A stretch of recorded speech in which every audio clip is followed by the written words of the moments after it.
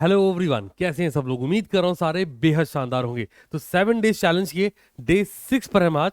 और आज मॉर्निंग में हमने जो सेशन करा था रिगार्डिंग एनपीओ, एडवांस लेवल के एडजस्टमेंट को लेके गए और बेसिक से एडवांस लेवल तक आपको सारी चीज सिखाई भी और आपने उसे बहुत पसंद भी किया। तो अब बारी है एक और चैप्टर टेस्ट सीरीज की, जहां पर हम बात कर रहे होंगे इकोनॉमिक्स के चैप्टर के टेस्ट सीरीज की।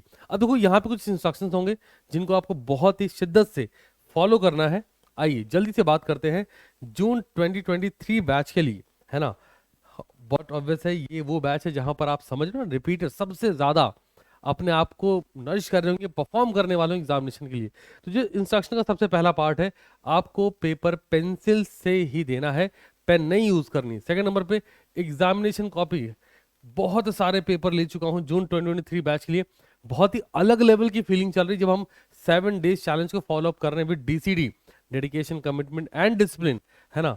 तो याद रखिए एमसीक्यू बुकलेट मैंने कल आपसे टेलीग्राम पे शेयर भी करा था, और वो मेरा नहीं था, एक बच्चे ने हमसे शेयर करा कि सर हाँ मैंने इस तरीके से पेपर दिया है। तो आई मिले कि दिस इज द वे, जब आप सही तरीके से परफॉर्म करते हैं। आगे बढ़ेंगे, प्रेजेंटेशन का ध्यान रखिएगा। पहली बात हो चुकी है, सर्कल में टिक नहीं लगाना है, सर्कल को पूरा फिलअप करना है। इस बात का बहुत ज्यादा ध्यान रखें। एग्जामिनेशन कंडीशन को फॉलो करें, जो टाइमिंग अलॉट होगी इतने बजे से इतने बजे तक पेपर लिखना है, उतने बजे तक पेपर लिख के अपनी परफॉर्मेंस को इसी वीडियो में आके कमेंट जरूर से कर दें। Now come to the next part. Sir paper Telegram पर अवेलेबल होगा, टेलीग्राम चैनल का नाम सीटीसी क्लासेस है, आप उसको सर्च करके ज्वाइन कर लें अगर आप नए हैं। अगर पुराने फिर तो कोई लोड ही नहीं है जी। तो कोई रीडिंग टाइम अवेलेबल नहीं होगा, बिकॉज फाइनल एग्जामिनेशन में भी 28 एंड 30 ऑफ जून को भी जब आप पेपर लिखोगे ना, तो वहां कोई रीडिंग टाइम नहीं होगा। 2 घंटे का पेपर होगा, 2 घंटे में आपको 100 नंबर मतलब 120 मिनट और 100 क्वेश्चन करने होंगे। आगे बढ़ जाते हैं। सो टाइमिंग की बात करते हैं, पेपर की कब कितने बजे अवेलेबल होगा। उससे पहले पेपर की अवेलेबिलिटी, हाँ याद रखें आपको आपकी परफॉर्मेंस जरूर कमेंट करनी। मैं आज तक समझ नहीं पाया कि इतना पैशनेट होके भी जब मैं पढ़ा रहा हूं और आप अपनी कमिटमेंट से पीछे भागते हैं, तो क्या आप उस प्रोसेस में पीछे नहीं भाग रहे, क्या आप उस रिजल्ट में पीछे नहीं भाग रहे। सोचिए ना इस बारे में। मैं हमेशा बोलता हूँ रिव्यू करिए और अपनी परफॉर्मेंस को ऑब्जर्व करिए। ध्यान रखिए इन बातों को। अगर आपको फीडबैक देना चाहिए, मतलब देना ही चाहिए, फिर भी आप नहीं दे रहे तो अलग बात है ना। और आप क्या एक्सपेक्टेशन रख रहे हैं बिना फीडबैक दिए, ये भी बहुत ही अलग है। हम 7 डेज के चैलेंज पे आज डे 6 पर है। ऐसे बिल्डअप करते नहीं करते यार, ऐसा वाला। तो पेपर अवेलेबिलिटी की बात कर लेते हैं। पेपर की टाइमिंग एग्जैक्ट 6 PM पर पेपर आपको मिल जाएगा, है ना। और 15 मिनट बाद पेपर रिमूव भी कर दिया जाएगा। और पेपर 6 बजे अवेलेबल हो जाए तो 30 मिनट्स आपको मिल रहे हैं। क्या ऐसा है क्या?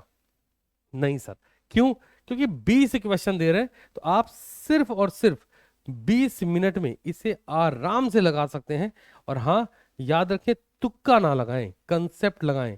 क्योंकि अगर आप यहां तुक्का लगा के नंबर पा भी गए गलती से, जो कि होगा नहीं, जो कि आपने एक पेपर हमारा अभी रिसेंट दिया है बिजनेस साइकिल का, 27 को हुआ था पेपर, कल की बात कर रहा हूं, है ना। हम बैक टू बैक पेपर ले रहे हैं सो दैट अपनी परफॉर्मेंस चेक कर पाए। और हाँ ये भी आप समझ रहे हो कि जब पेपर ले रहे हैं तो उस चैप्टर को खत्म हुए एक दिन हो चुका है ना। तो आज आपका पेपर शाम को 6 बजे आपको मिल चुका होगा। टॉपिक की बात करें तो हमने इकोनॉमिक्स में 2 टॉपिक रिसेंट कवर किए हैं इस 7 डेज चैलेंज में, जहां पर बिजनेस साइकिल पेपर ले चुका, अब सोल्यूशन भी दे चुका। टेलीग्राम पे सोल्यूशन ऑलरेडी प्रोवाइड कर दिया गया है, आपको परफॉर्मेंस कमेंट कर दीजिए, वहां पे भी आप रह गए।